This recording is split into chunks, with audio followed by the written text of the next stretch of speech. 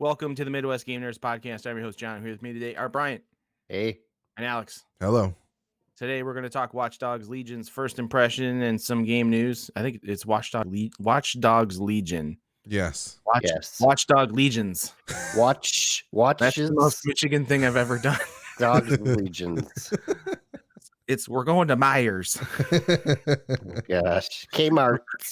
Before we get to all of that, if you want to follow us on social media or see all the places that you can listen to or watch the show, check out MidwestGameNerds.com/links.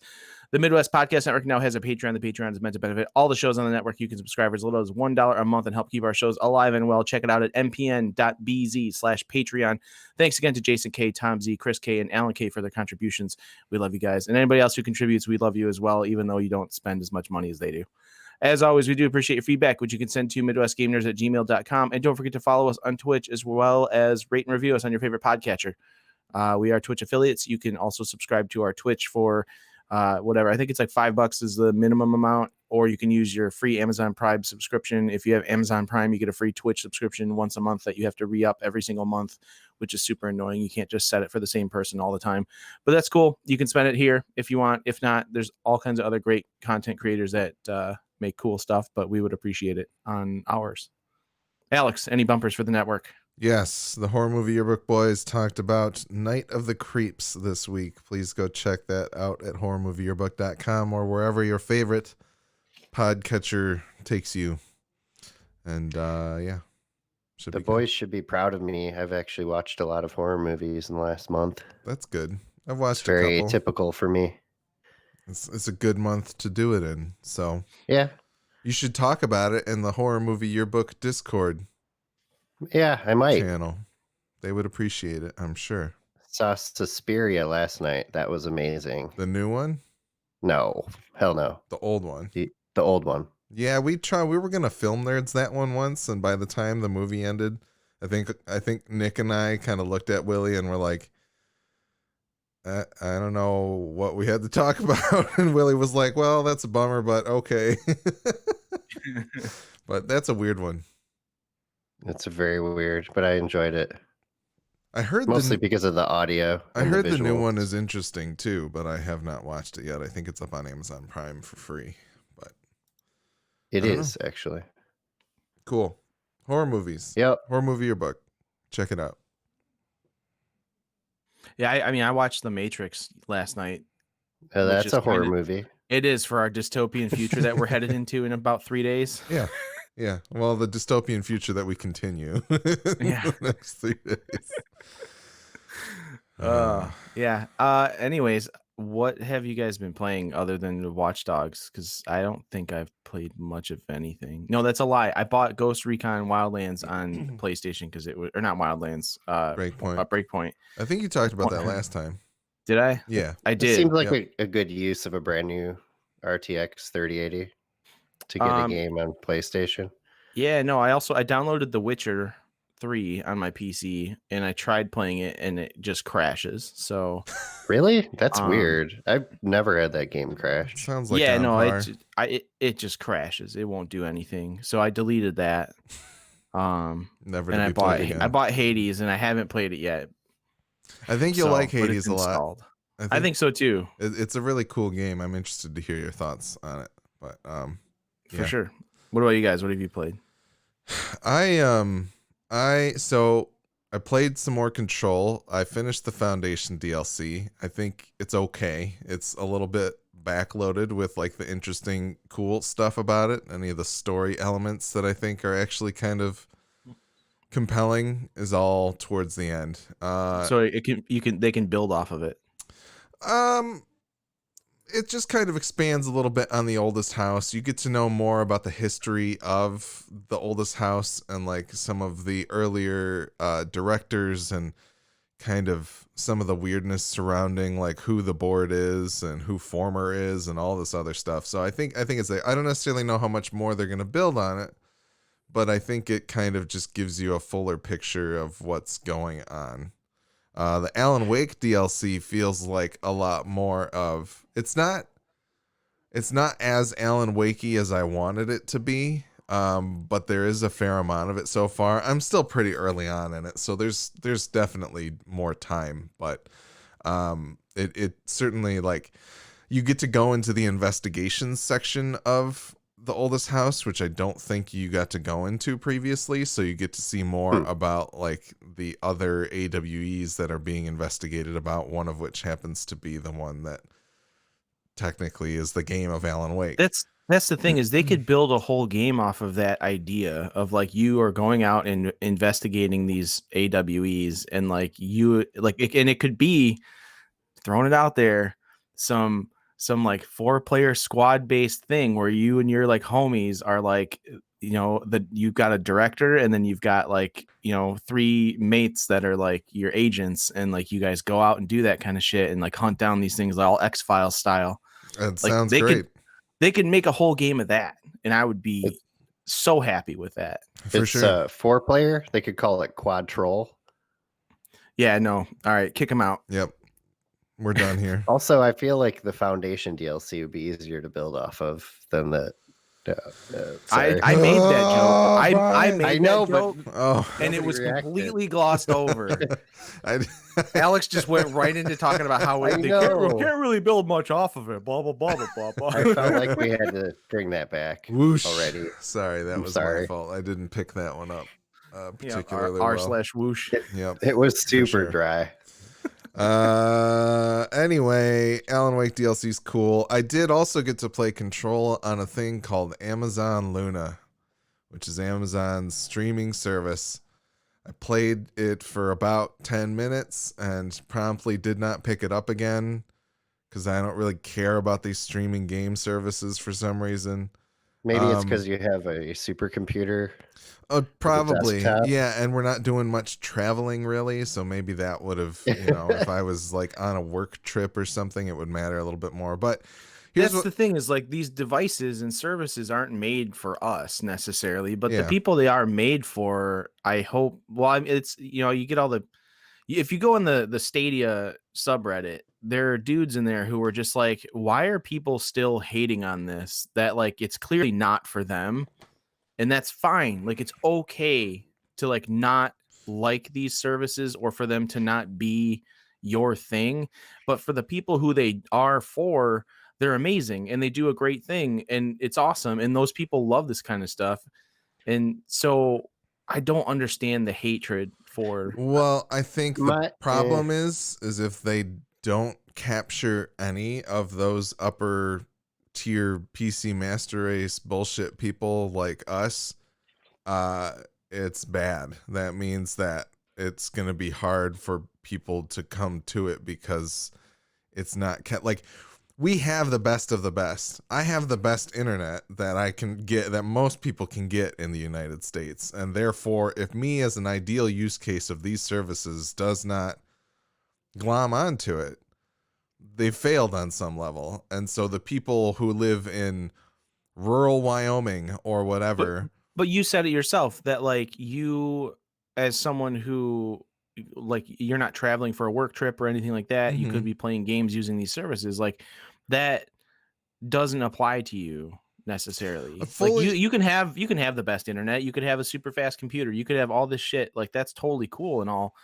But like it doesn't, like the service doesn't necessarily apply to you in this instance. If I think the way they will sell it to the PC Master Race type people is in the sense that like, hey, you can play your games when you're not at home. For sure. And like, I think that's and totally true. that's how it needs to be. Like, I think that's how it needs to be marketed, is like you can literally play anywhere. Like you can't really play Stadia anywhere because you have to have Wi-Fi. That's the problem with it, I feel, because like somebody like Alex that has great internet for that type of thing has no reason to use his great internet for that. Like most people that have gigabit internet have awesome computers. So GeForce Now, the benefit to GeForce Now is you can use the data on your phone if you want. You can literally use GeForce Now anywhere as long as you have a cellular signal. That's the benefit to GeForce Now. I don't know if Amazon's going to be the same.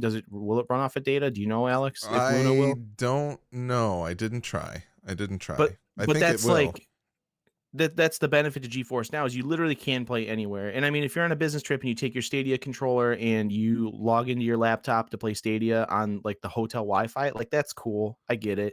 but you can't like go to the airport and like sit in the airport lobby and play Stadia, because otherwise you got to pay like $50 for the day to just use the internet in the airport in America, because in America you have to pay for fucking everything, which is different in other countries around the world. They give you free internet access in the airports. Like, I just think the thing is, like, if what is the weird sliver niche of people that this service is actually for? Like, who's the one who's like, man, I would play all of the video games if I could just pay for a $10 monthly service and then buy them for $60 a piece, but not have to buy a $300 to $1,500 console or computer. I don't think they're trying to capture. Yeah, I don't think they're trying to capture that person. They're trying to capture the person who's willing to pay for the pro plan, like $10 a month or whatever, to get access to a bunch of free games as long as they have their pro internet, and then they want them to forget about the fact that they're paying $10 a month, just like a gym membership, and just like Stadia, or just like Netflix and Hulu and all those other things that you pay monthly for that you don't even think about. Like, they're trying to capture that, like that money. For sure. That's fine. But then that means that, like, it doesn't matter what the service does or doesn't do. They're just trying to steal money from your pocket every month, which that's capitalism. That's what everybody's doing. Yeah. But then it's like, if the people who are fans of the service, like, who's that dude on the subreddit that's like, why are people complaining about this? What is his situation where he's like, you know what, Stadia is really for me because I don't want to buy any consoles. I don't want to have a computer. I only want to play games on Wi-Fi on my phone on my couch. Like, I'll be honest with you, a lot of it appears to be dads. Like, they made Stadia Dadia is like another subreddit for like Stadia dads. Yeah, Stadia. And it's like, it's a lot of these dads who like don't have time or the money to invest in like gaming rigs, and they don't have the time to like sit and play games normally. So like, when they're sitting in bed, like, you know, they just hop on their phone and they can play Destiny with their other dad friends, you know? Like, I think that is a market that is doing well for them, is like a bunch of these dads on the Stadia subreddit are like, yeah, we fucking love this thing. Well, So- and that's interesting, I guess. But let me get in here for a second. Sure. The problem with Stadia is the business model. That's the problem I have with it compared to the other ones that, yeah, if they're going to steal money, the other services, $10 a month, that's fine if they're offering you a bunch of games. Stadia, it's like you're paying for what, pro status, and you're also shelling out $60 for a game that they're probably going to revoke. I'll be honest with you right now. A year. If you have pro right now, you also have the entire if you've been pro this whole time, or at any point like in the past couple of months, you have the entire library of Stadia games for free. They've given you all of the games that they have for free, minus like NBA 2K1 or 2K21 or whatever the fuck it is. Like, the NBA game, and I think Red Dead Redemption, and I think Borderlands are the only 3 games that you have not been given for free. all right. Well, let's talk about Amazon Luna. Luna, you can, right now they're in an early access period you have to apply for, which is what I did. They gave me a 1-week free trial, and then I could continue paying $6.99 a month to use the service. That $6.99 a month gets you access to a pool of games that they can and will remove and add games to at will. There's also other channels that you'll be able to pay for. Things like the Ubisoft channel that will basically give you the Uplay Plus, or whatever the hell. Ubisoft Connect is probably what it's called now that they're rolling everything into the same branding. It is, actually. And that'll give you access to all of the Ubisoft games through Amazon Luna. And starting from now, Ubisoft is planning with Watch Dogs Legion to give you access to your save on whatever system you play their game on, is my understanding. Whether it is Stadia, PC, and hopefully the new consoles, maybe PS4 and Xbox One. I don't know. I think Get Flanked did a whole video about the actual cross-play and cross-progression setup. I think with the console specifically, you only have cross-progression between PS4 and PS5. And the same thing with Xbox One and Xbox Series. Like, that is the only like cross progression they're allowing. They didn't mention anything about PC. This was for what? Stadia. For which game?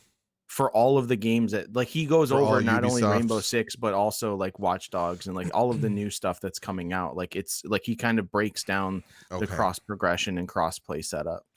So yeah, so that I think and I think Ubisoft is still rolling a lot of that stuff out because I know that they weren't planning on going back and adding it to things like Rainbow Six Siege and other Assassin's Creed games and all the other stuff.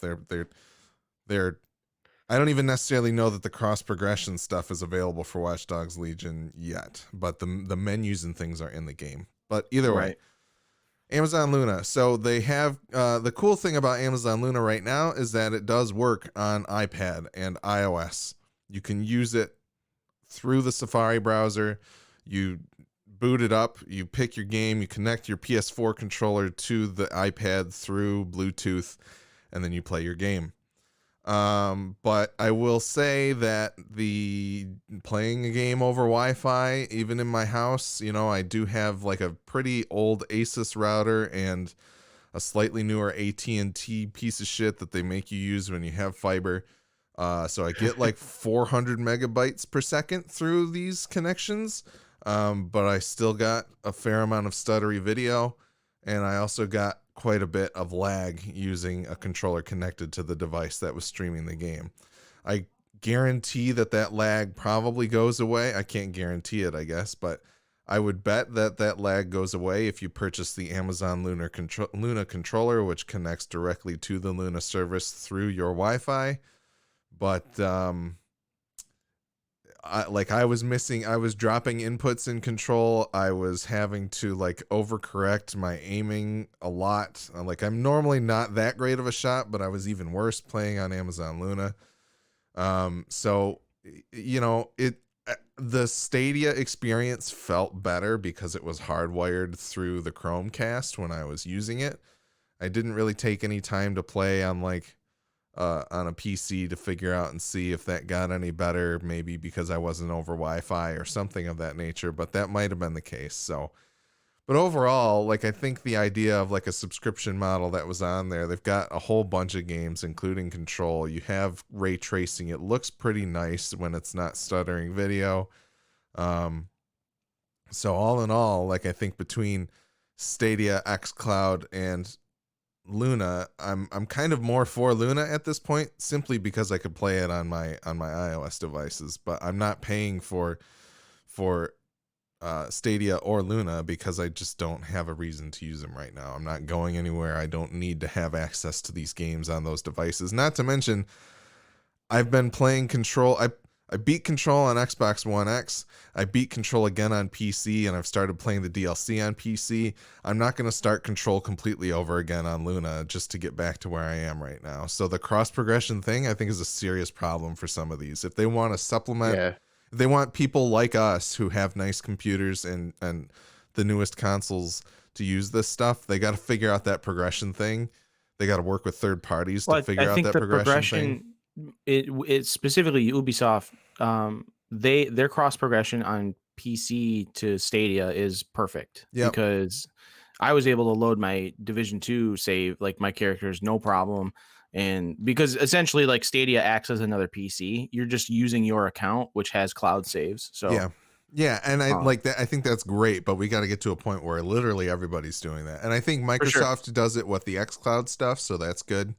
Obviously, it's their own built-in service. They're able to use the Xbox Cloud saves either way like that. But, I think it's a problem that that Luna would need to solve or help other third-party developers solve in order to make it work. But because I don't play everything on PC exclusively, maybe that would never go away for me anyway. So, right. But yeah, that's Luna. Gladish is saying in the chat he really likes the PlayStation Now subscription right now. He paid $10 for a month. He got to play the God of War that came out a couple of years ago, Control, Spider-Man, Hitman 2, and Days Gone for $10. And you can download all of those games through that subscription because it's their PS4 games. So I think it's like €10, but I don't know what that is in dollars. It's $10 here. Yeah, or you can pay sometimes when it's on sale, I think you can pay $60 for a year of PlayStation Now. It goes on sale. That's a good deal. Twice per year or so. So Worth checking Shit, out. wait. PlayStation Now works on PC, doesn't it? It does actually. I always But forget about that. But you have to stream everything through PlayStation Now if you're playing on PC. Yeah, but still. You can't download the PS4 games like you can on the console. So one last thing, Disc Room came out, which is something that Rick and I talked about at PAX this year. It's a game by Devolver, published by Devolver Digital, made by half of what was once Vlambeer and a few other people as well.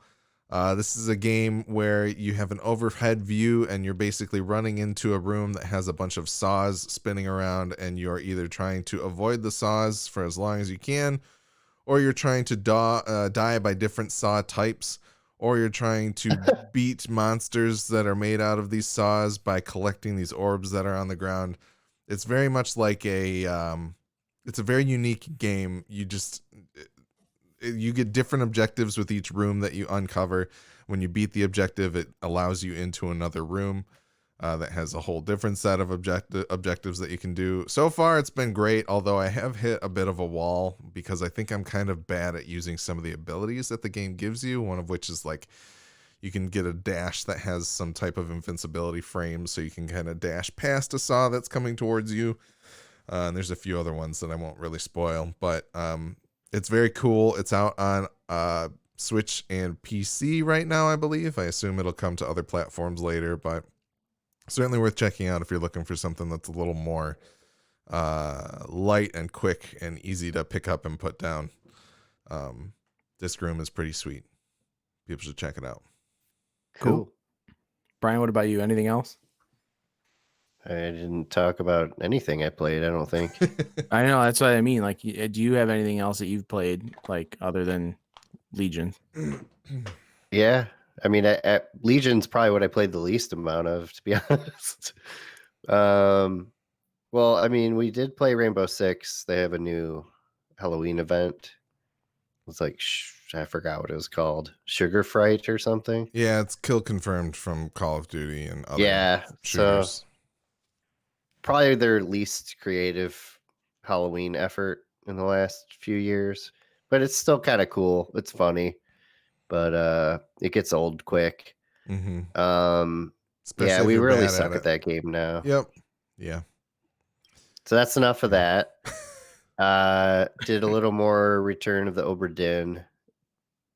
I feel like I kind of suck at that game, but maybe it's just that things are not coming together yet because I have to unravel the whole story more in order to make better guesses about things. Maybe.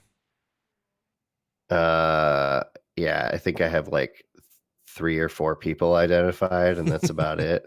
Probably only 3 because they only solve in chunks of 3. But well, 3, yeah, I have for sure. Okay. But then the others, yeah, I have a lot of unblurred faces, but I still don't really understand why.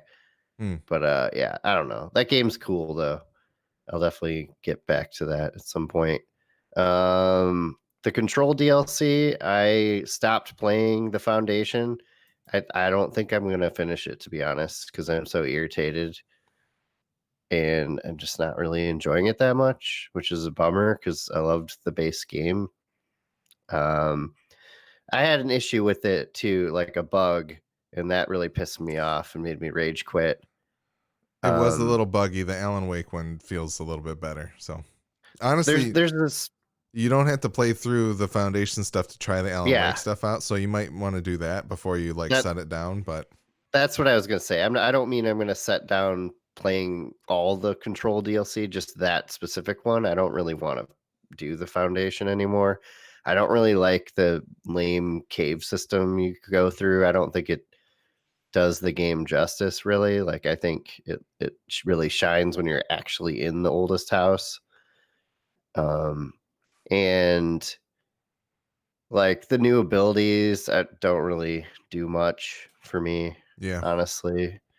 Like, I'm still interested to see what happens, kind of, but I don't really like the journey to get there right now. Like, I spent forever like going up this weird elevator shaft thing, and then there's like an encounter right after you take the world's slowest elevator ride up, and it has the one enemy in the game that I feel like is like I don't understand it still. There were very few of them in the base game. It basically just like looks like a dark angel and appears by your side, and then you're basically dead. Like it hits you once and you have like next to no health left. And having to wait for that excruciatingly slow elevator to show up to get up to that point to redo that encounter over and over again, and then to have it bug out when I actually beat it and just leave me locked in that room, it just made me not want to play that anymore. That's fair. But That sounds like it sucks. But yeah, I'm sure the other one's cooler anyways because Alan Wake's in it. So I'll probably go back and check that out. I must say though, it does run and look amazing with all the RTX tricks. It's pretty awesome. Yeah. What else did I play? Some more Destiny, of course. Not much to say about that. Things are gonna get wildly different in the like next week and a half when they drop the new expansion and take out half the content, but add new stuff. Cool. Yeah, and Sea of Thieves, that was a surprising one that I picked up. I saw you playing that the other day. I was like, Yeah. oh wow. We were looking for something different and cooperative to play after we played Left 4 Dead 2 actually for a while. That was fun. Still a great game. But Sea of Thieves is like pretty wild now. They've added so much stuff to it. Just even like functional stuff. Like back when we played that game at launch, you couldn't join a game in progress, and now Yeah. you can. That's cool. And there's like an extra ship type for like 3-person crews because the 4-man boat was a little unwieldy with 3 people, I remember. I think we went over this like yeah, a we while did. back. Yeah. We argued about how many different ships there were. Well, there are 3 different ships. That's good. Thank you I for can clarifying. confirm. Yeah, and there's some like I don't know, just the emergent gameplay of it is just so fun. Like we thought we were doing cool shit, like doing well, collecting all these bounty skulls. We had the ship all loaded up. We're like, all right, we're good to go. We start sailing back to the outpost, and all of a sudden this ghost ship started emerging from the water and completely wrecked us. And then so we had to go back and find all the treasure because it kind of just floats in place for a while, and then it slowly starts sinking if you take too long. And like I think we got everything back, but basically like Jim had to respawn where the treasure was and just sit in the water while I manned the ship and get like the new ship that it spawned for us and got it all the way back there. And then by the time I got back there, stuff was sinking. So we had to go way underwater to the point to where you don't even know where up and down is and just get the stuff. And we got everything without drowning. It was pretty amazing. That sounds like why I stopped playing that game. Why? Because I don't want to die by a random thing and then lose all the treasure that I spent hours getting. It's part of the fun. Sure. And then you pull into shore and get shot by some asshole who's sitting on the dock with a fucking sniper rifle. Sounds we didn't great. run into anybody. I think most of the people that want to be involved in PvP play the other mode that they added called Arena, where you actually are meant to attack people. each other. Yeah. You can still run into other crews and attack each other and whatnot, but I don't think it's as common as it used to be. And they have some like anti-griefing tools in place now, so that's kind of cool. That's good. And I played a lot of Shadow of the Tomb Raider because I picked that up. It was on sale. Like I never really got too far in it, like on Xbox when I had it, and then I sold my Xbox. I recall not liking it as much as the other two, but having restarted it and gotten a lot further in it, I mean, I think it's pretty solid, honestly. Like, it's definitely worth playing through if you liked the other two. Yeah, I meant to Um, listen to our episode to figure out why I didn't like it very much, but I didn't, and so I can't remember really. But I don't think I liked that game compared to It the first definitely two. gets better the further you get into it. I would say my biggest complaint with it is the AI is really dumb. Like, I feel like you don't really feel like you're fighting people, like Yeah. when you should be. And yeah, but I mean, that could also have to do with the difficulty level I have it on. Um, it's definitely a very good looking game. It runs really well on PC. There's ray trace shadows, so that's cool. Yeah, I don't remember them having ray tracing out for that initially, at least, but maybe They didn't. They Okay. added it later. I've got Um, 16% of the trophies on that game, so I don't think I got even probably halfway through it would be my guess, but I think about 3/4 of the way through based on what I've heard, but we'll see. I do hope to finish it in the next week before Beyond Light comes out. But yeah, that's it for me. Sweet. Let's talk about Watch Dogs Legion. Watchdog Legion. I have to keep Watches stopping myself. dogs. Watch Dogs Legion Watch Dogs Legion is an action adventure game developed by Ubisoft Toronto, published by Ubisoft. And it is set within a fictionalized representation of a future dystopian London. The game's story focuses on the hacker group DedSec as they seek to clear their names for a series of bombings that impacted the city, as well as liberating its citizens from its surveillance state by an oppressive private military company named Albion. I've probably played more of Watch Dogs than you guys have. And this game's really fucking cool. I like the series. I still like... I never finished the first one. I never finished the second one. These games are so fucking huge. It's hard to finish them because there's so many crazy things to do and collect and things to see. But Legion is really cool. It like I love the setting. I love the way it feels. The darkness of it is dope. I love all the cool cyberpunky style like clothing and shit people wear. Like, I don't know if you guys have noticed, but if you wear certain clothing at night, it glows. Like there's like glowing parts of your clothing that like light up differently that you can't see during the day. I don't think I haven't seen the game at night yet. Really? Oh man, I feel like I've only played at night and it's awesome. I love the ability to like just the different shit you can hack and do now, like the fucking worker drones, like the cargo drones that you can hack and like stand on top of. Like that's easily my favorite way to travel in the game, is to just grab one of those giant drones and climb on top and then fly over the city, because I can see all kinds of cool shit. Crap, I didn't even think about that. Oh yeah, and anybody can do it, as long like anyone can hack those drones and use them, and they're super usable for like different puzzles and things, like when you're collecting your tech points to like allocate different skills and things. A lot of those tech points are in these crazy unreachable places, and the only way you can get to them is by stealing one of those cargo drones and like jumping on top and flying yourself up to it, or like using a scissor lift to get to them on like weird balconies and shit. I tried that and I didn't have it at the right height and ran into some archway and it like tipped over, and yeah, it was fun. Nice. Yeah, no, this game has a lot of really cool stuff going on in it. The graphics are fucking crazy good looking on my computer. I mean, you're bottlenecked or whatever by your CPU, but I mean, I posted my benchmarks. I'm happy. Like I did have it locked to 60 frames, but I'm happy with the way everything looks on my computer. I don't know why you would lock your game if you have G-Sync. It kind of defeats the point.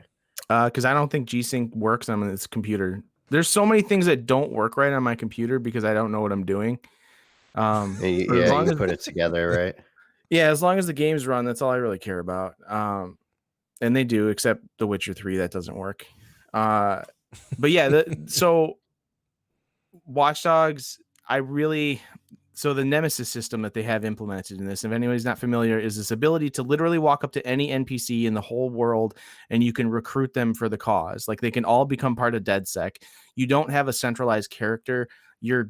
I think the centralized character is Bagley. I think mentally, like you're meant to be Bagley, which is this AI unit that's going around telling all the people. Like that's just my little meta, like conspiracy theory about this game. Yeah.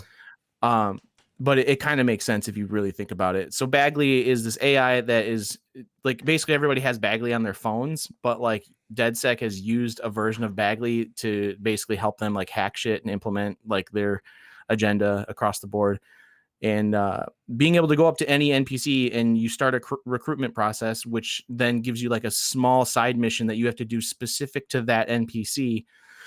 It's some kind of fetch quest, or like you need to go somewhere and talk to somebody and kill something, or like steal information from a base over here or whatever. All pretty simple stuff. Yeah. Go ahead. Not for me, apparently. I had to disable a car bomb, but then I kept hacking the car to run over the people inside the enclosure that it was at. And then the car ended up blowing up, and that recruit hates me now. Awesome. He's not recruitable anymore, I don't think. But yeah, it is a very cool system. I don't feel as though there's enough diversity in the NPCs though, because I feel like I see a lot of the same one around the world. For instance, I was in a specific area. I came out of the subway tube to like, because I had fast traveled, and there's a dude there, African-American man hanging out with dreads, and he's waving newspapers in the air, and he's all like, hey, blah, blah, blah, like newspaper, yada, yada. And like, it says I can recruit him. And like one of the bonuses to recruiting him is that you get like a signing bonus of the cryptocurrency in the game. And then literally across the street from him, I'm looking past this guy. I haven't moved from the spot that I'm at. There's another one of him doing the same animations in the same time that he's doing. Like it's literally like a mirror, like not mirrored image, but like a duplication of the exact same dude, same clothes, same haircut, same newspaper, but he had different perks in his stat setup. Yeah. And I don't know if you guys knew that, but you can scan the people first to see what their stats are before you recruit them. Mhm. That's always beneficial. I was like, it's a little disappointing that this isn't a little more diverse. Like I'm looking, like I want to be like, I don't want to see the same dude across the street. Like, different. Yeah. He's got a different name and different stats, but it's the same model, same clothes, same voice actor. Like change it up a little bit. I realize that's probably like the Nemesis system that they implemented is pales in comparison to the one that they wanted to put in the game, because I think what they ended up, that's why they delayed it, was because they realized that what they really wanted to do with it was not actually possible. Yeah, they had to rein it in at some point. Yeah, so all things considered, I think it works really well, and it's very cool, and it's definitely sweet. Like Gladys said in the chat, it's fun to play with old people who have a bunch of negative perks. Like I picked up a guy last night he's a really good hacker, but he can't fucking run. Like he can only stumble. Like his walking animation is that he's literally like taking grandpa steps with a walker minus actually having a walker. Well, that's probably fine for me because I can never remember that the run button is R2 on the controller. So I literally am always either pinging the world or crouching and never running. So that worked out okay. I do a lot of teabagging when I'm trying to run. Like I remember that it's a trigger, and I end up pulling out my gun every time I go to run. Yeah. And then people freak out, and then if there's any Albion agents around, they're like, "Get them!" And it's like, "Oh fuck!" I just like started some shit I didn't mean to start. Yeah, that happens a lot. I've died a lot. I'm sure I could fix these things by changing controls around, but I'm too lazy to do that, of course. So yeah, but I love that this game has, and I've only discovered this because it was in the second one too, but like in this game, the ability to like tackle different tasks in so many different ways is really cool, because you could go into any situation, guns blazing, murder everyone if you want. Like it's totally fine to do that. You can play that way. It's not a problem. But if you actually like use all the hacking abilities to like scope out the rooms and then send in your little spider bot to like trigger the things that you need to trigger and set traps to like get rid of enemies in areas where you need to get to, like being able to do that stuff as well as just be a bulldozer when you want to, having that choice is really cool. And I really enjoy that part of the game. Like the spider bot is so much fun to play with, and that was introduced in the second one. They did not have that in the first game. And that was one of my favorite parts of like the second game, was infiltrating bases using the spider bot and trying to not get caught, because if they see the spider bot, they'll kill it. And then you got to wait for the recharge. Like it's a pain in the ass, but I love that aspect of being able to run around and tackle whatever task, however I see fit. So the consoles that require physical presence or whatever, can you do those with the spider bot? if there's a SpiderBot connection at the bottom of it. You have to Okay. look and see. Some of them have like a SpiderBot little CTOS like tag at the bottom. There'll be a pipe leading from the base of that unit, and there's a little small CTOS box at the bottom, and the Okay. SpiderBot can trigger it that way. I feel like for maximum security, it'd be best to build consoles without SpiderBot connections. But that's just me. I mean, Well, that's the whole thing, is like the CTOS technology from the first and second game is something that's been implemented worldwide as being this like great way to run systems throughout cities.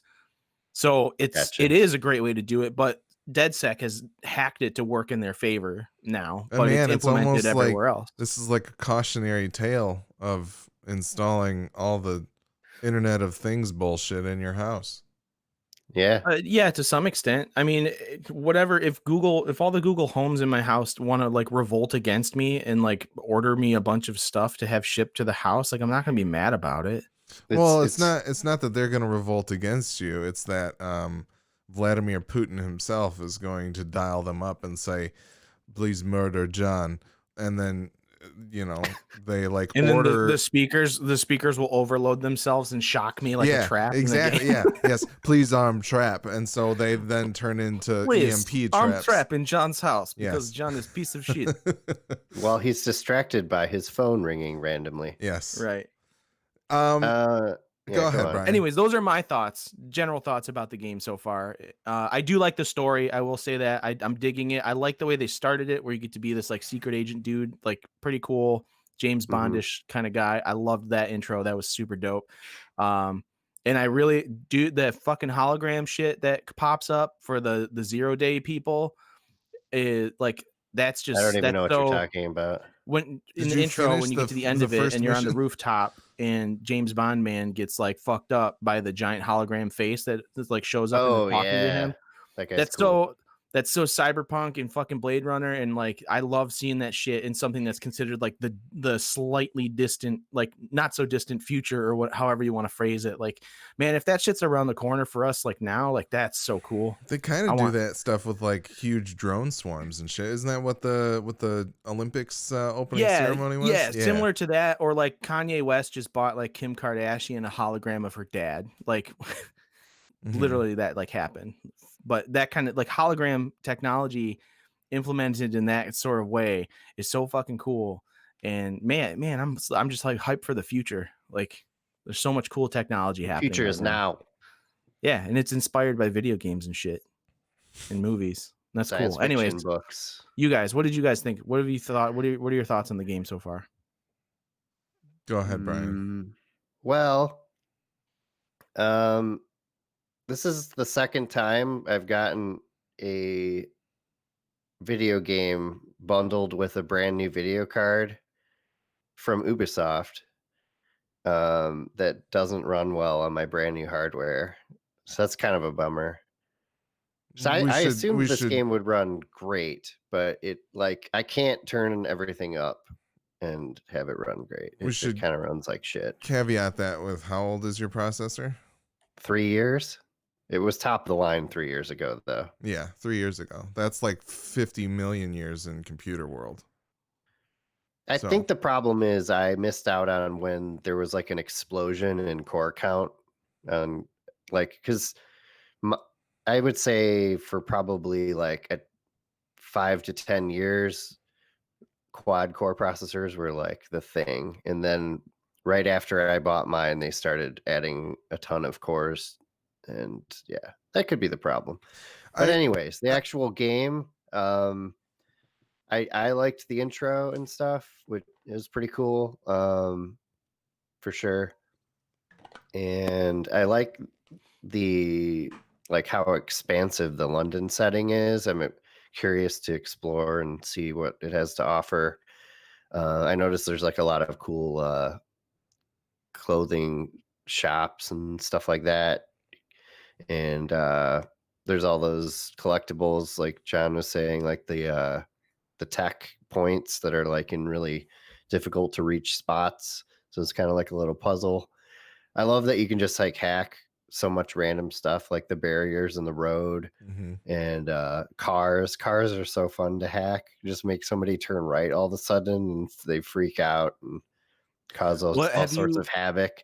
have you hacked the barriers in the road that can turn into a ramp? Basically, like they build a Oh no. wall, so they flip up like a wall. But if you catch them at the right time, it actually launches your vehicle in the Oh, air. that's awesome. Yeah, so like that's one of the things from like the first game that was a lot of fun was like going through different situations. Like if you're being chased by cars and you've got a green light, you hit it to flip to a red light as you're passing through the intersection, and like all the cars start like trying to like cross traffic goes and blocks whoever's chasing you.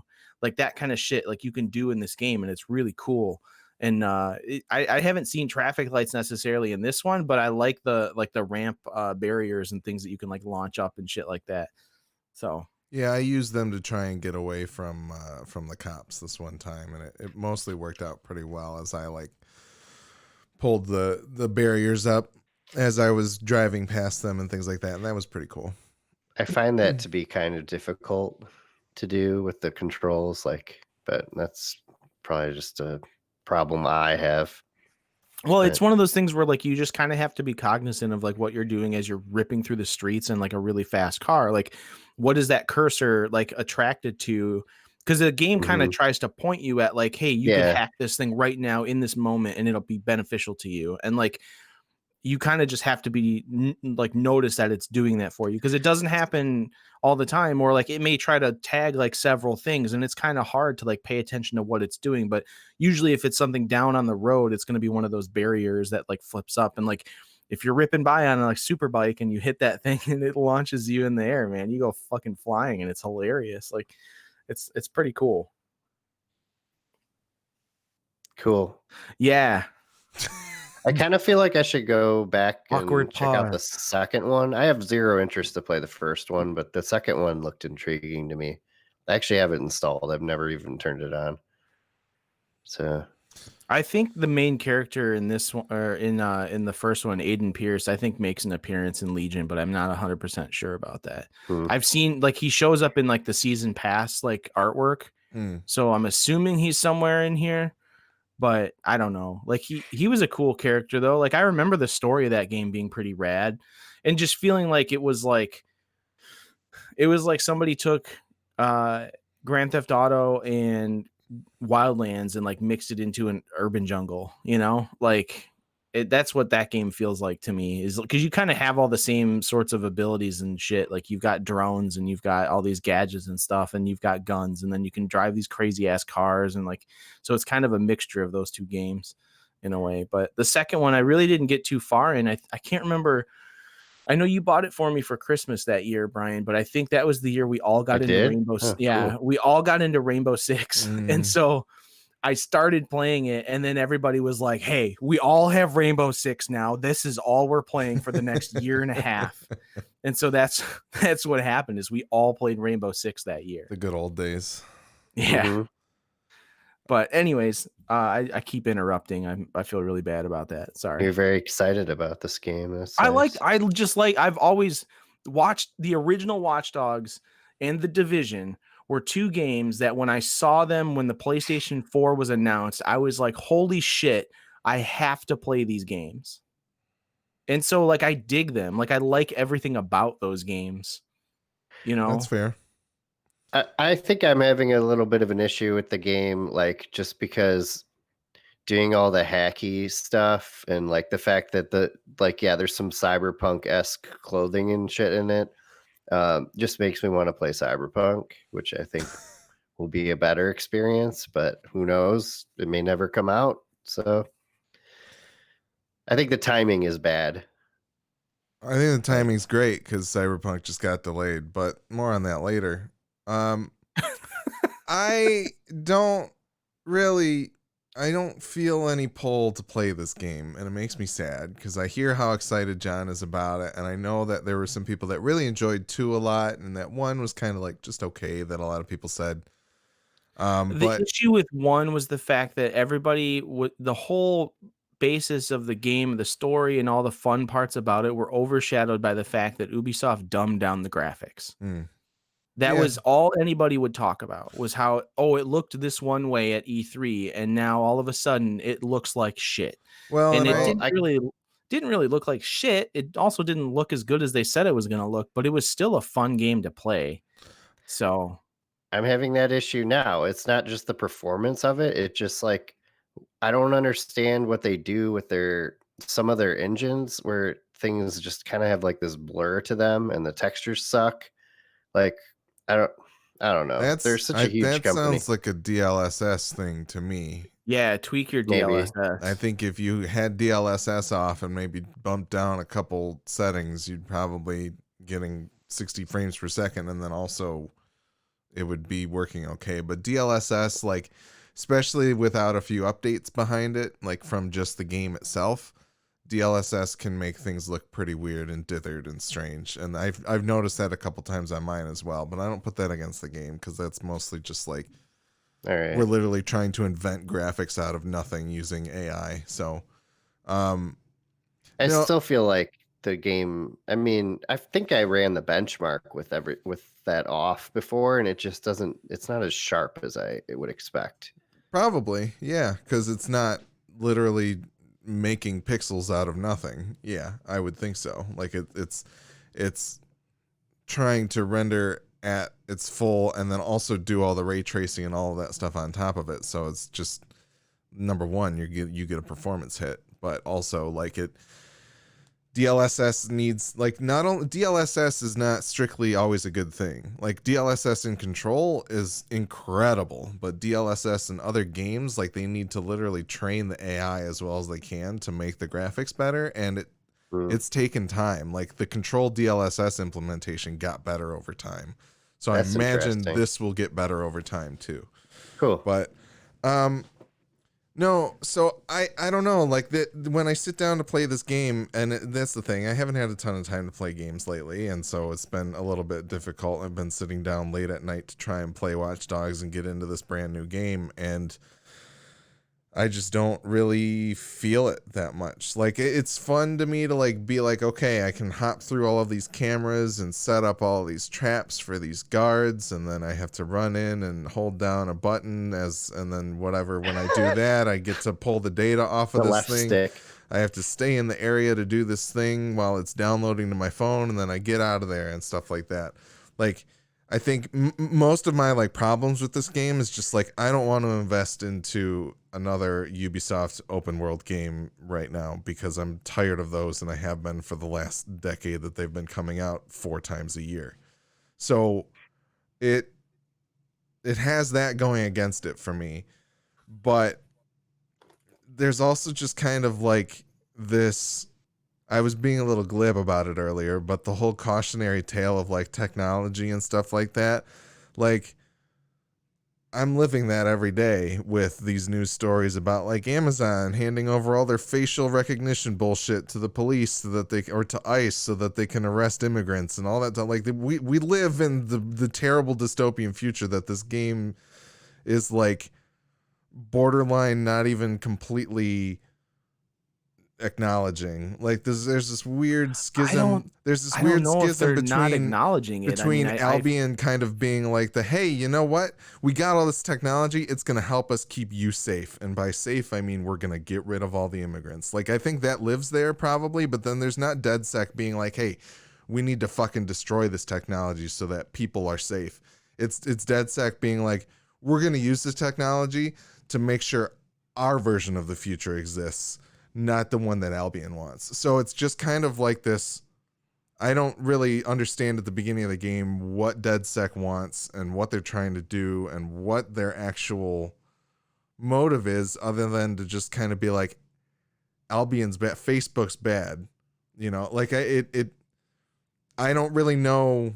And granted, maybe it'll become more clear as the game goes on, but I honestly don't even feel like the core thesis of like, hey, DedSec is good because this. Like, there's that isn't even present in the first 30 minutes of this game, other than like this one dude tried to stop some bombs from going off and he failed because Zero Day fucked him up. Who's that guy? What's his end game plan there? Who knows? Yeah, there's all these mysterious players on the board. But none of that really intrigues me that much because it's like I said, like I feel like I wake up every day and I'm like, fuck, Facebook is doing this and Amazon's got all this shit. And Yeah, but maybe like a company like Ubisoft who knows that we're living through this kind of shit is trying to inspire some kind of backlash against it. You know what I mean? Like maybe like they see it as like, hey, like these people who play our games are pretty fucking smart, and like some of them like know how to do some of the shit that we like make up in our game. Like we need to maybe, egg them on a little bit because like the world's getting out of hand. Like maybe that's the way they're looking at it. maybe, but I feel like that's like when Far Cry 5 came out and they were just like, this game doesn't have any political statements in it. And it's like, oh, okay. Are you sure? There's a flag on the front and this guy, his name is Jonas Seed or whatever the fuck it is. And like, I don't know. They've kind of pussyfooted around their own political leanings too many times for me to give them the benefit of the doubt for something like Watch Dogs Legion. So I mean, I think that is because they don't want that sort of bad publicity to overshadow this cool they thing still that want they the made. conservatives to buy their video games. I get it. Yeah, I understand the exactly. business case behind it, but then also don't make video games about this They stuff. want if you don't wanna- Boris Johnson to play this. Sure, Okay? I'm sure they do. They want to. They want They Nigel want him to sit Farage down to and tweet play the about game it. a little bit. Maybe sound like Michael Caine. So I don't know. There's just like, this game has a lot of baggage, especially this year, especially right now. And like, it's hard for me to be like, I want to jack in and play this shit when I could just boot up Disc Room and run into a saw several times. Cause that's kind of how I feel right now, And so it's just, and Yeah, I I'm mean, kinda- it's like that new Michael Bay movie that's about a pandemic coming out in like a month or yeah, whatever. I don't want that shit. Fuck off, Michael Bay. No, I mean, Get outta fuck here. off Michael Bay anyways. Yes. Michael Bay, just fuck right off. But also Michael Blow Bay up. pandemic movie. No, I don't need, no, thank you. Jackass. What a I'm all- fucking idiot. I'm similarly worried about Cyberpunk for similar reasons. Like I feel like that's maybe further into the future and maybe more Yeah. easily removed from some of the stuff. We've already accepted the decline of civilization in Cyberpunk, whereas like Watch Dogs is like, it's happening in front of your eyes, which is where we are Watch now. Dogs to me seems like 5 years from now or something. Yeah. It's not like the actual future in like Cyberpunk, is. Cyberpunk It's is. not 2077, You know Yeah. what they don't have in Watch Dogs is fucking foldable LCD screens or whatever. That shit is not Yeah, like because they realized it's fake They were- and doesn't they were work. like this shit fucking sucks, and they were like, fuck the new Razer phone, fuck that split screen, whatever that Microsoft Surface Dual bullshit. Like, get out of here with that Samsung fucking garbage. Like, We'll see if we've learned that lesson in 5 years or not, but something tells me it's going to keep coming back up because people this are dumb. phone you can fold twice. once this way, and then you can fold it in half again the other way. Hamburger and hot dog. Hamburger and hot dog mode. Yes. Yeah. Hell Fucking yeah. A. So anyway, I'm glad you're enjoying it, John. And I don't necessarily I'm not going to sit here and say that I think it's a bad game because I don't think it is. I mean, don't get me think wrong. It has Ubisoft syndrome For like sure, 100%. The fucking world is huge. It is huge, and there is shit everywhere. There's all kinds of stuff to do, all kinds of mini game bullshit all over the place. It is the epitome of fucking open world ADD. Mhm.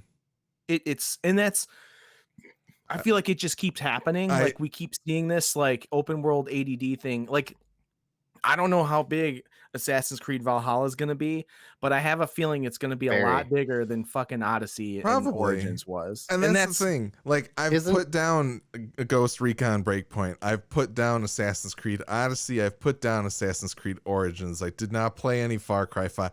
All for this reason, I think. There's a reason why I like Siege, and it's because they all here's have a that map. formula. You do your thing. Exactly. Siege has a focus. Yeah. It has like the point is like you have like a singular endpoint in Siege, whereas like in these games, like they're meant to be big sandbox, crazy ass open world, do whatever you want kind of games, and that is fun to some extent. I do find that really distracting because all I wanted to do last night was at least get through 4 or 5 more of the story missions so that I could talk more about that. But I could not stop driving that stupid fucking drone around the skies to go pick up the tech points because it's so fun. Like, it's just a lot of fun to do that shit. And like, luckily Ubisoft knows, like, hey, if we're gonna make these worlds really big and stupid, like, we better make them fun to be stupid in. And so like they do a really good job of that. But that is to the detriment of the story of the game, because then I stop caring about playing it for the story. I just want to do the dumb shit. And then you just find they're like, what the fuck am I doing in this game?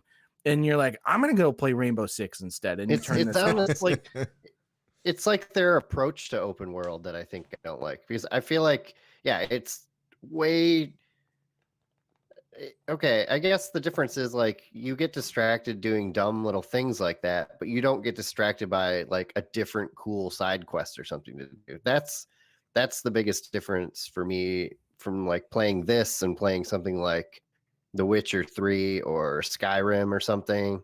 but I think that's where like Whereas the recruitment comes in, because the recruitment stuff is basically like, here's a quick little side quest you can do, and then you add this guy to your repertoire, and then but they're you all have basically somebody the same. It's to like some extent, carbon yeah. copied. Yeah. Procedurally generated missions like Skyrim kind of started the trend of. But the only other thing that I will say to kind of clarify my position a little bit more, I'm also coming off of this game only a couple weeks, months from Ghost of Tsushima, where I was very much like, I'm going to get through this. I'm going to play this open world game through to the end.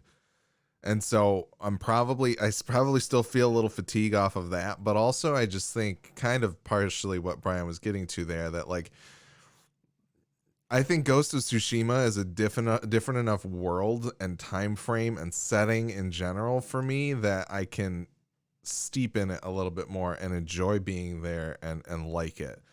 But like the urban London setting of Watch Dogs with, you know, ads blinking everywhere and cars all over the place and people yelling at each other and all that type of stuff is just kind of like, I don't want to spend my time there right now. I'd rather be in the countryside in Japan than I would be sitting in a dense urban setting like London. Yeah. So I think maybe this game would have struck me differently if I was not coming off of an open world game and you know, I didn't feel like the world was just burning outside of my window, but unfortunately that's where I am at the moment. So once again, like, I think if you liked Watch Dogs games in the past, this sounds like it's a worthy successor. There's a little bit more to it. They do some interesting things with like the decentralized storytelling and not having a main protagonist.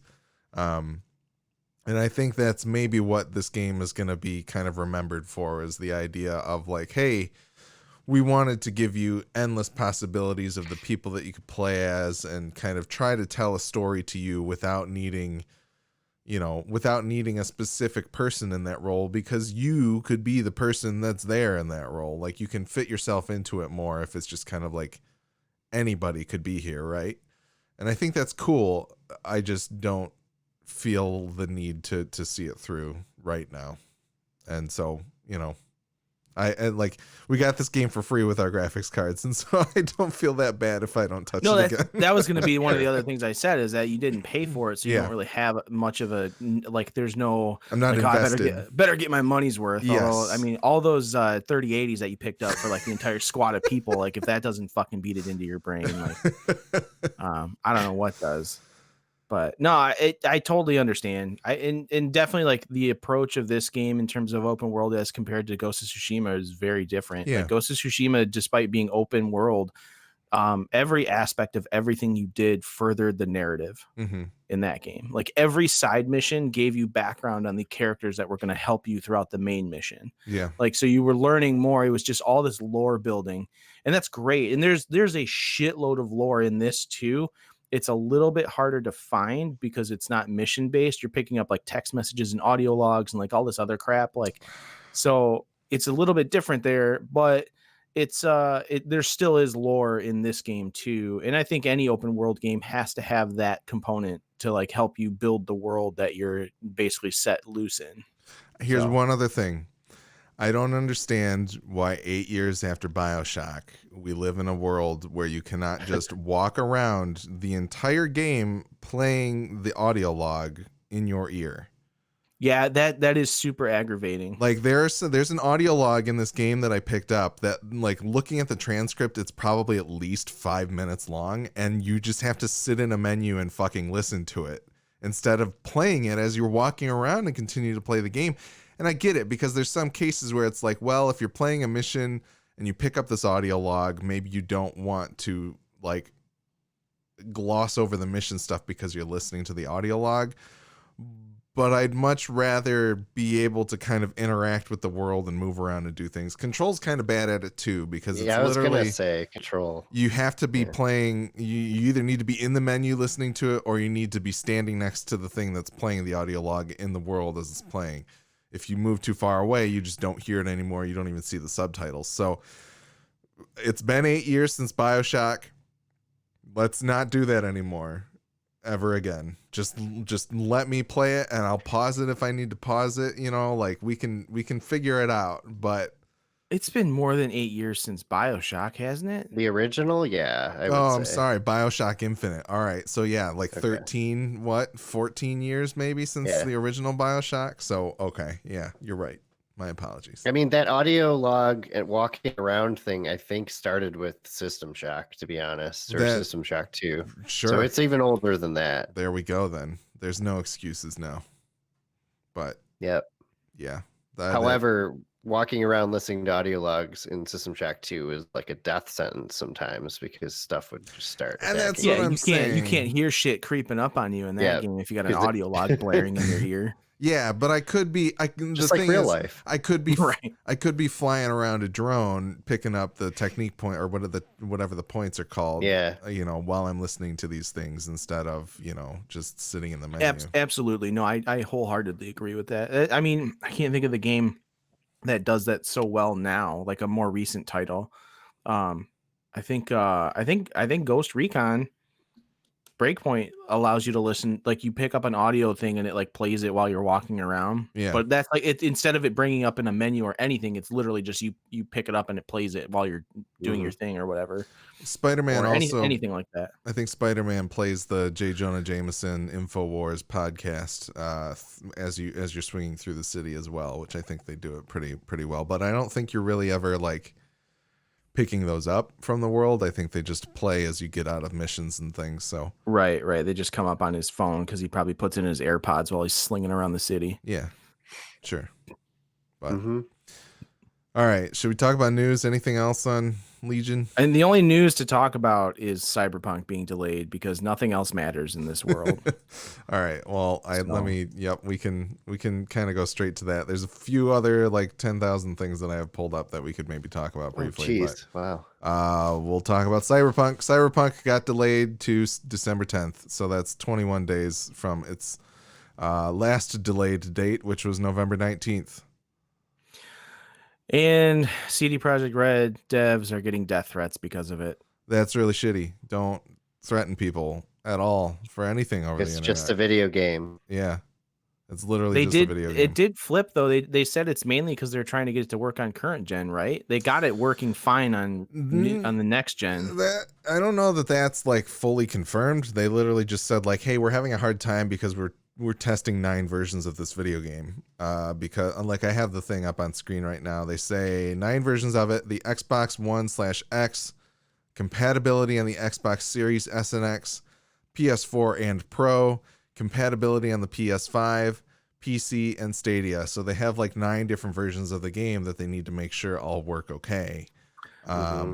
So do we blame CD Projekt Red for this, or do we blame the companies making the systems who can't just make one fucking system?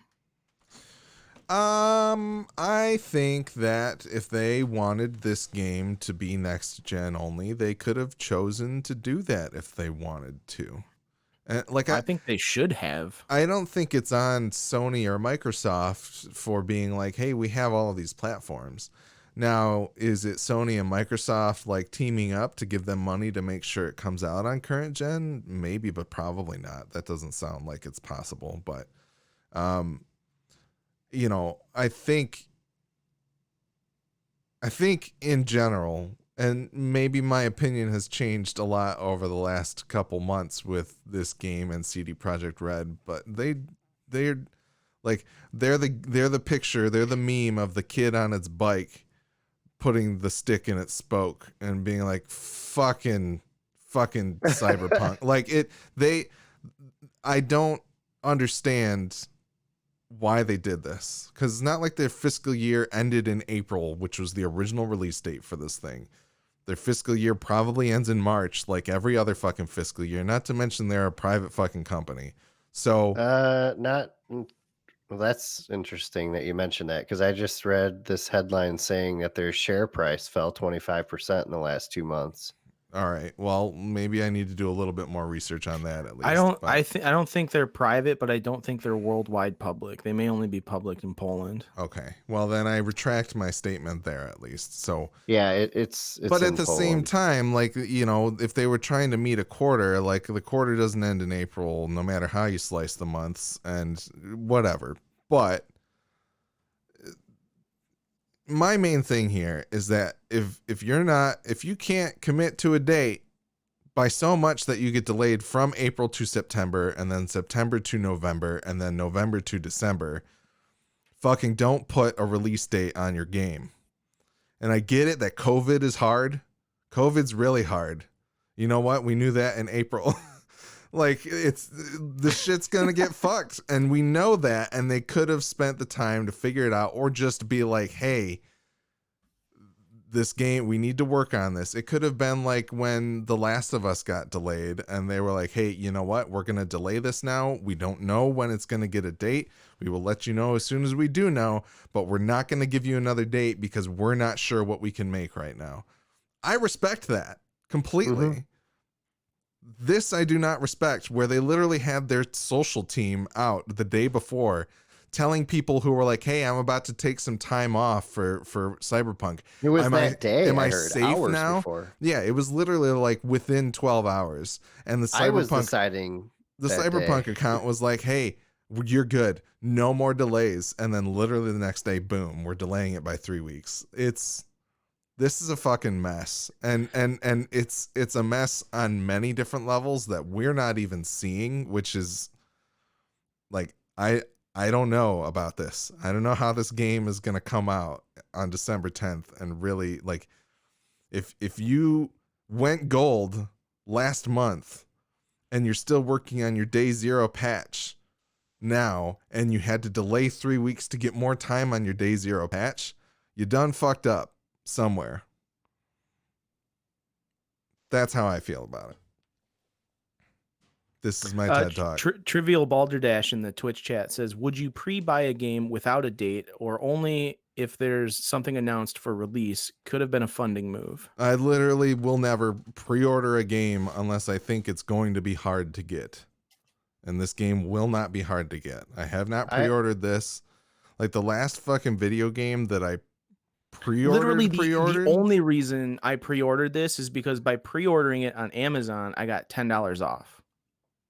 It's Yeah, the only reason I pre-ordered it. That's if fine. there's a discount Yeah. or something free offered, even if it's something cheesy in game, sometimes I'll pre-order. But I wait until I know it's going to come out to pre-order it. I still haven't pre-ordered Cyberpunk, and I won't until maybe the day before it's coming out if I can get $10 off or something.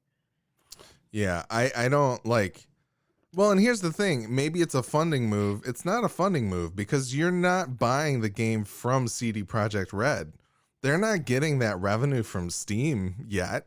You know, Amazon Yeah, doesn't fair charge you until the game is shipped to you.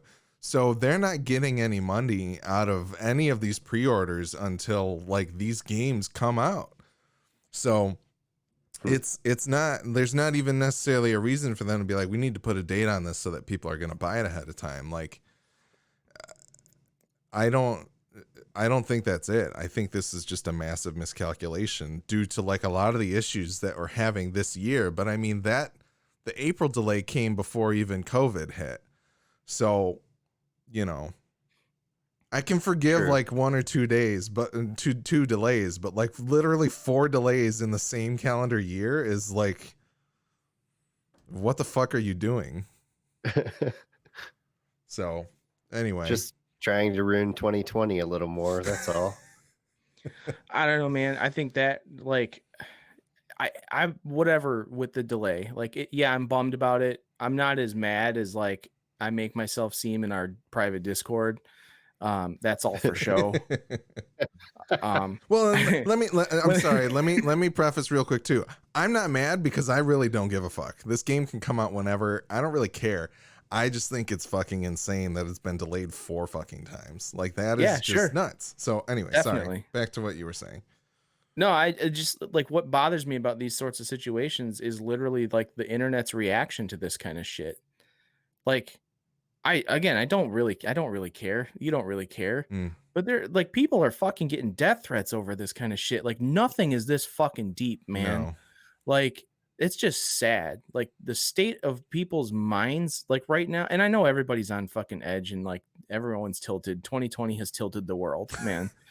Like, the world's always tilted a little bit. yeah, get the fuck out of here. Yeah. Anyways, so it's just like the reaction to these delays is always the worst part of it. I feel like they don't want to delay. No. They don't want and they don't want death threats from people. They don't want to deal with this bullshit.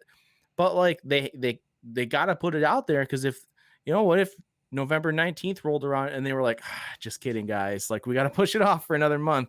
But they're giving us a little bit of a heads up saying like, hey, we're really sorry.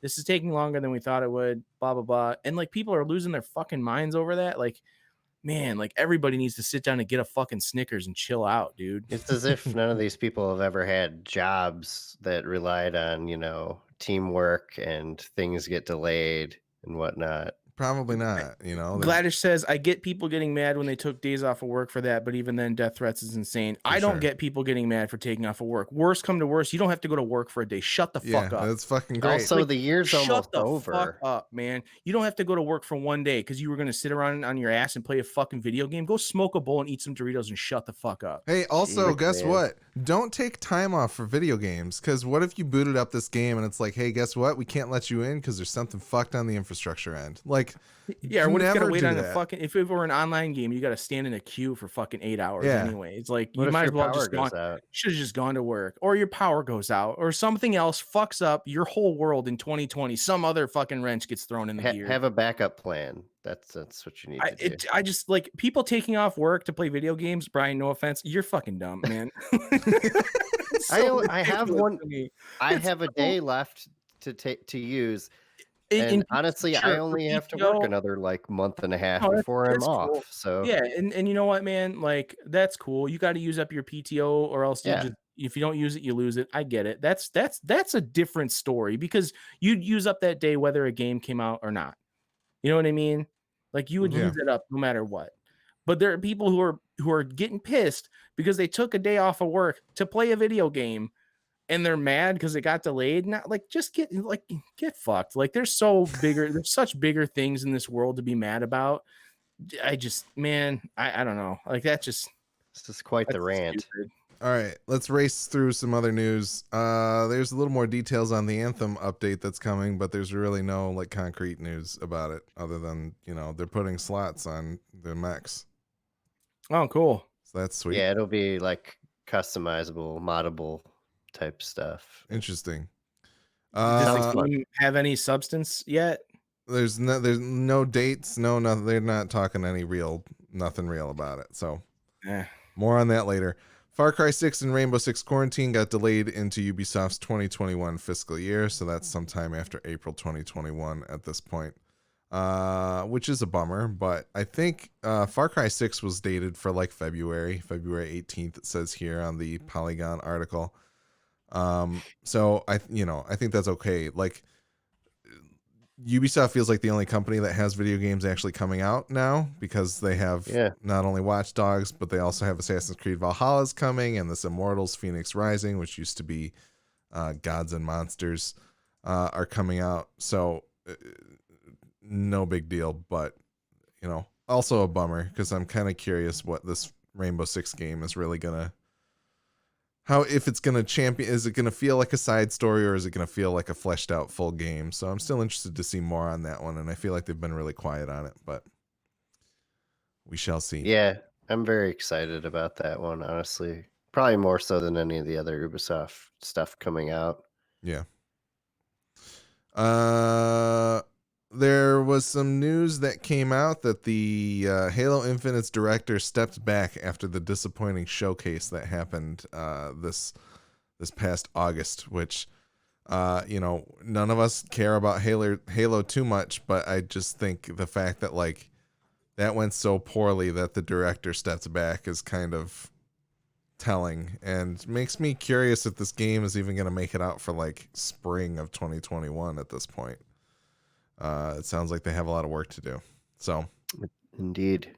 and I think now they have somebody who was formerly a Halo Bungie developer acting as director at this point. So Marty O'Connell. It's not Marty O'Connell. But no, it'll be interesting to see kind of what that game ends up being and how much it changes between now and when it actually comes out. Mm-hmm. So let's get some Call of Duty news out here. Zombies is going to be exclusive for PS4 and PS5, which honestly exclusive for a year, which to me is kind of crazy that they're basically just like, fuck you Xbox guys that want to play zombies, because by the time there's a new Call of Duty coming out. I don't think it's all of the zombies modes. It's specifically a zombies onslaught. Okay, interesting. Onslaught mode. This is the last Call of Duty. They're all going to be It's just going to be games as a service expansions from here on out. They're just going to add content and take away content, just like Destiny. That's what they should do. I think that's what they should do. But they should treat it. Still kind of holding off on that.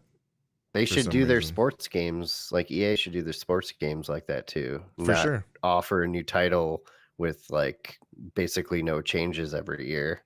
Yeah. But also on the Call of Duty beat here, Call of Duty Black Ops Cold War needs 50 to 250 gigabytes of storage at launch. So make sure you delete the last 2 Call of Duties to be able to fit this one. Just the last one, honestly. Yeah. Takes up that much space. So if you want just the multiplayer, you only need 50 gigabytes. But if you'd like all of the other modes, you need at least 175 gigabytes. But if you want the 4K textures for the game, that's a total of 250 gigabytes of storage space. Damn. So that's over a quarter of the available space on your new PlayStation 5 or Xbox One X. Yeah, that's shitty. I posted this in our Discord. Did you guys see the Into the Spider-Verse suit that's coming to Miles Morales? Yes, I did. It's really cool. This is a costume that you can get in Miles Morales that looks like the animated movie costume. But the cool thing about it is it moves at the same frame rate that the animation in the movie did, not the frame rate that the normal game would. And then I think on top of that, whenever he's the only frames they could get to work, they couldn't get it. They could only render 14 frames a second. Like they're playing it in 16K right now. Yeah, 14 frames a second. But you also get the really sweet like sound effects and like awesome like POW motion lines and things like that off of this one as well too. So there's a little bit more to it as well. But looks really cool. I'm excited for it. That movie, nice looking game. That movie was great. I don't remember where I read it. I think it was in like when they posted in IGN's like comments or something. But there's all these people that was, oh, great, like that looks like shit because of the way it renders, blah blah blah. Yeah, blah. And all frames are too low. All those other people are like, but that's the way it looked in the animation. Like, did you not watch Into the Spider-Verse? You fucking moron! Like, no, they didn't. No, but that's the thing. The reason that I bring this up is that they also had the like comic in the original game. They had the comic skin that looked really, really cool because it looked like a comic book no matter what angle you were looking at. Peter Parker, it was like cell shaded, like in a very flawless manner. Yes, so they're doing really cool work with their like costumes that kind of buck the graphical norms of the game, and I think this is no exception to that. So well, the whole point of the rendering of the 14 frames a second in Spider-Verse was that was when Miles Morales like didn't really know how to be Spider-Man, and then by the end of the movie he was moving fluidly, like at the full 30 frames or 20. I think it was 24 frames a second for animation at that point. Well, thanks for spoiling that for me. I haven't seen it yet. It doesn't spoil anything for you, but what I'm saying is it'd be cool if that was an element in which when you use the suit, the more you use it, the smoother his action gets, and then like that would be cool. And then if you're able to just like, for effect as you're playing, you could turn that off, and then he just always looks 14 frames a second if you want it to. Like, I think that would be sweet. Yeah, that would be cool. Looks good to me. Yeah, I'm excited for that game. Could be playing it in 2 weeks. We'll see. Also on the PlayStation 5, PS5 will not actively monitor or listen to your voice chat, Sony says. This was a big thing that came out after the PlayStation 4 update that brought some of the PS5 features in terms of groups and voice chat and stuff like that came out, showing that you can report people for voice chat, and the console is going to keep kind of the last 5 minutes, I believe, and you can send up to 30 seconds of a message in for this kind of voice chat situation. But Sony wanted to clarify this is being recorded locally. It is not being recorded on the system or on Sony's network so that they have it to review later. So good to know, and hopefully that calms people down a little bit so that they only have to worry about their phone, their TV, their microwave, and other appliances. What conversations are you having that you're this fucking concerned about it, man? Like, I just don't understand that shit, man. Well, when you're plotting to kidnap the governor of Michigan, you don't really want Sony to be the one to report you. I'm gonna, like, every 30 seconds or so while I have voice chat rolling, I'm just gonna be like, fuck Sony, like, real hard into the mic, and then see what happens. Like, if they're like, oh, this guy keeps saying fuck Sony, the like, Sony agents will show up to your house. It's gonna be it's gonna be Shinra from Final Fantasy VII showing up at my front door. Well, that's cool. It always just makes me enjoy that. It makes me think of my favorite episode of Harvey Birdman, which is the Blackwatch Plaid episode when Phil Ken-7 just goes insane with his totalitarian rule, and Reducto takes Birdman's phone and he's like, mail bomb, libertarianism, and he just says all these code words into the phone, and it's fantastic. But yeah, no, you're gonna be all right. Just don't admit to murder on your PlayStation and you won't have to worry about it. Two other things real quick. Apple is removing the app that would allow people to play Stadia streaming on iOS. It was a browser app that was full screen. And they are removing it. The weird thing is that Amazon Luna basically does this with the Safari browser that's built into the phone. So why does Amazon get to do it but Google doesn't? Who knows? Sweetheart deals. Yes. Money. Apparently the billions of dollars that Google's paying to be the Google didn't pay them enough. Yeah, to be the exclusive search provider or the default search provider on the iPhone is not enough for them to get a full screen app for their Stadia stuff via iOS browsers. But so ridiculous. It's getting very windy. All right. FYI. Final, deleting your Facebook also deletes your Oculus purchases and account information. So, hey, guess what? Don't buy an Oculus still. That's all. Another reason not to. That's all I have to say about that. So, that's it. Since Cyberpunk's never coming out, we're just going to cancel the podcast. This is the last episode. Hey, kidding. 2 weeks from now, we may or may not have PlayStation 5s, you and That's true. John, Again, anyone out there listening, please let us know if you want to see some kind of unboxing or something. We would totally do that for you. I'm sure you've already seen all the other ones that actual first-rate podcasts and news outlets have released on YouTube. They get that shit for free. And they get it for free. We have to pay out of pocket for it. Mm-hmm. So but yeah, if you're into that sort of thing, let us know. We'll do it. We'll do an unboxing. I'll do one. I don't care. I think it'd be fun. I'm planning to play at least some Demon Souls and some Miles Morales. I think I'm gonna have to pick up a copy of Demon Souls. I watched the gameplay trailer and I was just like, holy shit. Nice. Because my God, that game, not only does it look amazing, I mean, I don't know if it's going to look that good on my TV. I have no clue how it's going to look, to be honest with you. But That trailer had me floored, man. Yeah. Like it just looks so good. And it's whatever, Dark Souls, Demon Souls, they're all the same. All the You Souls could probably games. get yourself a discounted OLED TV, you know. Well, it's my Sony TV in the living room is 4K HDR the whole bit. It's a fancy Sony Bravia. It's It it's is not, nice looking. that should be pretty good. I wonder, it probably doesn't. When did you got that one last year, right?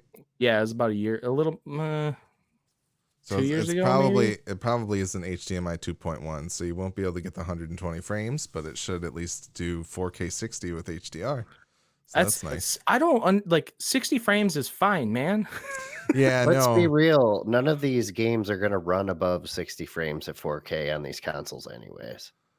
Well, at 4K, yes, no, but there's still gonna be the weird modes. Like Spider-Man has a mode that runs in 120 frames, but the problem is it does not do any ray tracing, and I think it renders below 4K. Yeah, that's dumb. It just upreses it. So, you know, Well, you guys have fun with your giant PS5s if they show up. we will. Yeah, we might get crushed underneath them when they get delivered, but it should be exciting. At least new consoles are exciting. I heard the turns out. controller is really cool. Yeah, that's what I've been hearing as well. There've been a lot of people that are raving about the controller. And then I did, Marquez Brownlee MKBHD on YouTube did a really good video about the controller. yeah. So I also heard that if you don't like haptic touch or you're not a vibration kind of person, there you do have the ability to turn that stuff off as well from the Cool. PS5 interface. So I love that stuff. That's one of Me the too. things I like about the Xbox One controller was all the vibration and the triggers and things was like It's- super cool. I don't care about vibration for most games, but like the haptic feedback and the triggers for racing games is just amazing. And I can't imagine playing one without it now. Well, it also because I played Dying Light on Xbox and the triggers vibrated based on your lock picking. Like they would help you learn the proper direction for the lock pick. that's cool. Oh man, I keep burping all this Pepsi. So Anyways, maybe sounds good. PS5s next time, and whatever Brian decides to play. PS5, Is some Demon Destiny Souls. By Destiny next out by then? time, I will have started Beyond Light, Okay, all right, so I will talk about that. cool. Our Destiny correspondent. Yes. Yep. Gotta have one. Yep. Yeah, the other one quit. He's too big for us now. Anyways, if you want to follow us on social media or see other places you can listen to or watch the show, check out MidwestGamers.com/links. The Midwest Podcast Network now has a Patreon. The Patreon is meant to benefit all the shows on the network. You can subscribe as little as $1 a month and help keep our shows alive and well. Check it out at mpn.bz/Patreon. Thanks again to Jason K, Tom Z, Chris K, and Alan K for the contributions. We love you guys. As always, we do appreciate your feedback, which you can send to MidwestGameNerds@gmail.com. And don't forget to follow us on Twitch as well as rate and review us on your favorite podcatcher. You could subscribe on our Twitch using your Amazon Prime free subscription that you get with Amazon Prime once a month. And it doesn't cost you anything. You get that for free. They give that to you. It's one of the perks of Amazon Prime. There are very few, but that is one.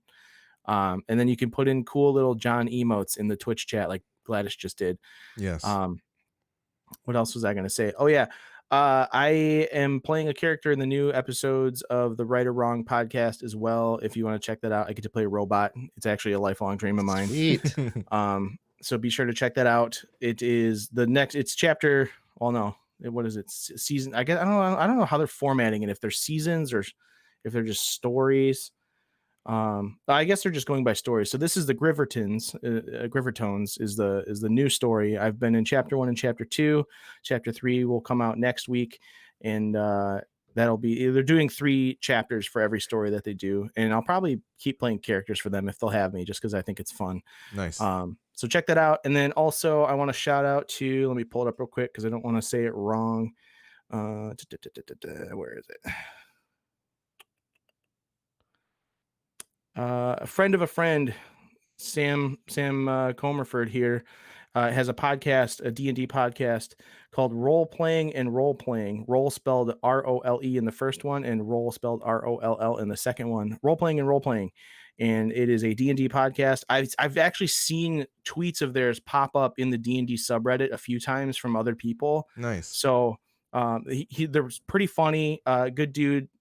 Sam here. So I would check out his podcast as well. He did send us a promo. I told him we would do a promo swap at some point. So I got to record something to send over to him as well. But check out Role Playing and Role Playing as well, and Right or Wrong, and check out Midwest Podcast Network, other shows like Horror Movie Yearbook. That's the only other one that's running right now, right? Yeah, Everything at the else? moment. Yep. Yeah. Cool. So yeah, that's all, everybody. Thanks for joining us. And next time we'll have PS5s and Destiny. Cool. Peace.